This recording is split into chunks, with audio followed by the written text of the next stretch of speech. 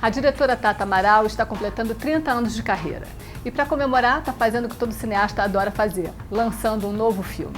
Trago Comigo é o novo longa da Tata e você vai ficar sabendo sobre ele na próxima entrevista.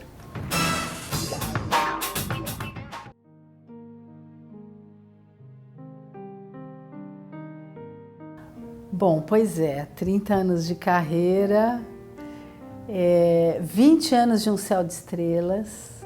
Eu sempre me sinto, sei lá, acho que emocionalmente eu parei lá atrás. Sempre me sinto adolescente e pensar nisso, né? 30 anos de carreira, ter uma filha com 36 anos, é forte, né? Tá aqui nesse momento, né? Nessa hora, no Brasil. O Trago Comigo é meu 5º filme, é o 6º que eu produzo, né? Porque produzi também o de menor.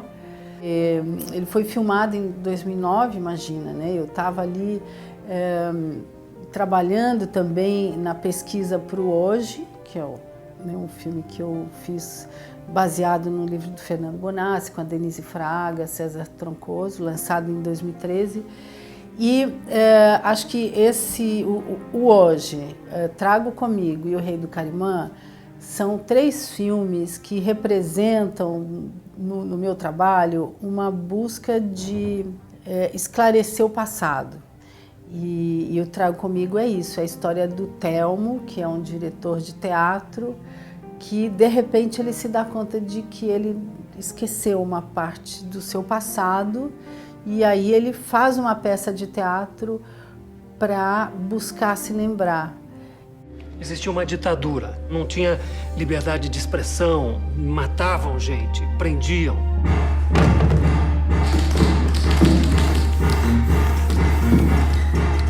Polícia! Polícia! Foge! Foge! Mas, como eu, o Telmo consegue encontrar, né, no teatro e na experiência criativa uma maneira de elaborar, né, os seus sentimentos, o seu trauma, a sua emoção, um trauma que não é dele, é um trauma social. Eu descobri que a nossa sociedade, né, o Brasil, nós brasileiros, ao contrário de outros países latino-americanos que julgaram e puniram os torturadores, nós não fizemos isso. E enquanto sociedade, nós continuamos a aceitar a tortura, porque a gente nunca, enquanto sociedade, disse nós não queremos mais. Por isso é que eu tenho 2 trabalhos a esse respeito e um terceiro ainda que eu pretendo fazer, que é uma adaptação da série do livro do Paulo Moreira Leite, A Mulher que Era o General da Casa, que são histórias de resistência civil à ditadura. A jornalista e escritora Regina Zappa já biografou nomes como Chico Buarque, Gilberto Gil e Hugo Carvana. Esse mês ela está lançando a sua primeira biografia sobre um desconhecido do grande público, que é o seu Amaro, líder comunitário da Maré. Ela conversou com a gente sobre esse trabalho.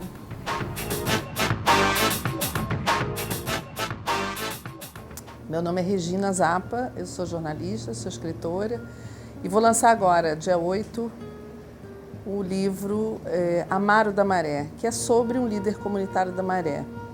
Eu não conhecia o Amaro quando me chamaram para escrever o livro e não sabia do que se tratava. E aos poucos, com as entrevistas que eu fui fazendo com ele, foram muitas entrevistas, eu fui conhecendo esse homem fantástico que nunca foi à escola e que conseguiu, por mérito próprio, montar a Vila Olímpica na Maré.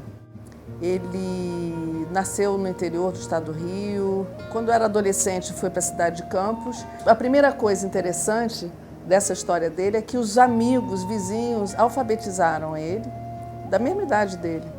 E ele se matriculou, assim, numa escola para poder entrar na aeronáutica e foi aí o pulo do gato. A partir daí, ele começou a ler sem parar. De alguma forma se sentiu no dever de ajudar os outros. Ele tem o dom do sacerdócio da solidariedade, né? E aí ele tinha um sonho. Ele tinha um sonho de fazer não era exatamente uma vila olímpica, mas era um espaço onde ele pudesse pegar as crianças que ele via soltas, brincando, sem ter o que fazer, meio ali no perigo, né? E dar alguma coisa para elas. Aí ele foi na COP, conseguiu um projeto para fazer uma Vila Olímpica, pegou um ônibus e foi para Brasília. E sentou no gabinete do Pelé, que era o ministro dos esportes, e ficou esperando a vez dele. Claro que ele foi o último a ser atendido, porque ele, enfim, não era ninguém, né? E daí foi, ele teve apoio do governo federal, teve apoio do governo municipal, e criou e conseguiu, batalhou essa Vila Olímpica que hoje atende muitas crianças da Maré, e não é só um espaço de esporte, é um espaço também de educação. Eu acho que é interessante porque é a história de um brasileiro comum, né, anônimo, mas que conseguiu se superar na vida e ajudar as pessoas. Esse é o mote dele, né? Essa é a missão, ele diz que é a missão dele.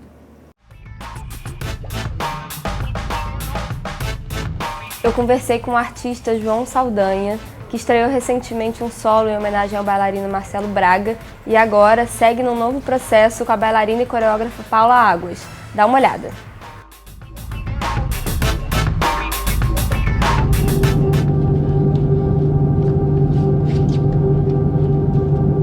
É interessante porque no percurso que eu construí para mim em dança, eu não passei propriamente nenhum tempo assim maior da minha vida dividindo espaços com outros criadores. Então isso começou nos primórdios dos anos 80, essa parte criativa, onde eu ia para a praia e ficava longas horas fazendo um trabalho de quedas e suspensão. Então de lá para cá eu fiz muitas criações, eu fiquei 28 anos com uma companhia de dança e assim ao longo dos anos eu fui conseguindo construir uma linguagem.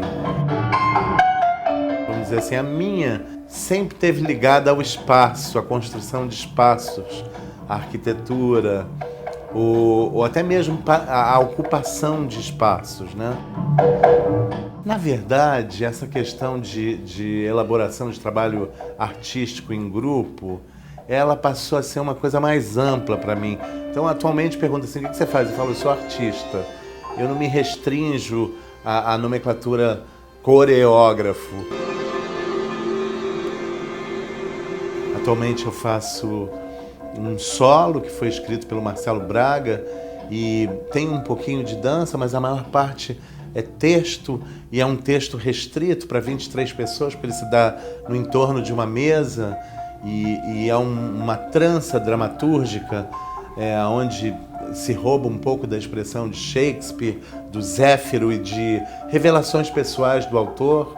Então são processos longos, não são processos ágeis, porque eles são minuciosos e eles visam, na verdade, na sua perspectiva artística, entender e compreender esses discursos. Ou o que se quer com essa comunicação, dançar para quem e por quê. Isso, eu acho que esse é o cerne da minha profissão.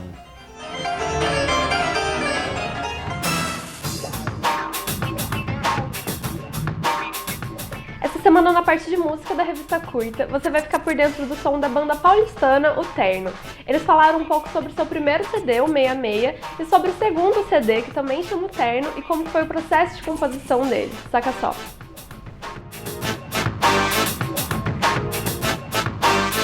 Porque eu já fiz isso milhares de vezes, como é que eu nunca aprendi a não gostar das pessoas tão rápido assim? Somos o Terno, a gente é uma banda de São Paulo, SP, que está nativa desde mais ou menos 2009.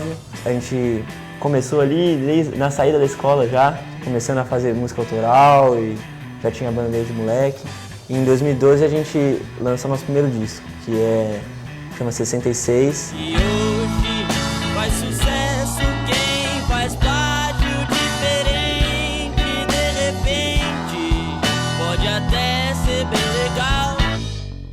primeiro disco foi bem aquela história de a gente entrando no estúdio a primeira vez, descobrindo como as coisas eram feitas. Aí passaram 2 anos e a gente começou a gravar o nosso segundo disco.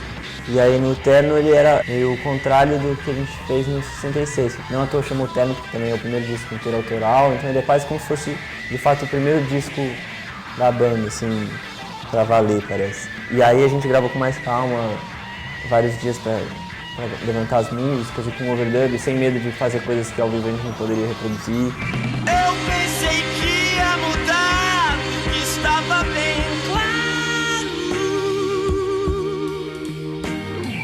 Depois dos erros e erros da última vez. Mas quando vejo, me pego fazendo até plano de apresentar pros meus pais do filme demais. Como agora a gente tem na mão os recursos pra gravar e deixar as coisas do jeito que a gente quer, sabe? Digo a gente, assim, a nossa geração, porque você consegue gravar em casa, você consegue ter home studio, já passou o tempo em que você estava na mão de uma gravadora ou de um técnico de som e eles queriam moldar o seu som, o seu timbre e tudo mais. Então, quando você tem isso com você, você pode mexer nos sons, nos timbres, em tudo, isso meio que vira um dos elementos da composição, assim, como uma letra, como o arranjo, né? Uma instrumentação que você vai usar. Primeiro, a base, eu acho, acaba sendo a canção. De ter uma canção bacana, que a gente curta, eu mostro as canções que eu faço e a gente meio vai decidindo junto quais que a gente tá a fim de gravar, quais que nós três curtimos junto e a partir daí a gente começa a pensar arranjos nós três e como a gente quer tocar, não sei o que, cada um tem o seu timbre, suas ideias. E aí depois ainda tem um momento que também a gente pensa muito que é a coisa do estúdio, de como a gente vai gravar, os timbres no estúdio, como que vai ser isso e a gente gosta muito disso e é um elemento forte, eu acho, no produto final, assim, da sonoridade do Terno.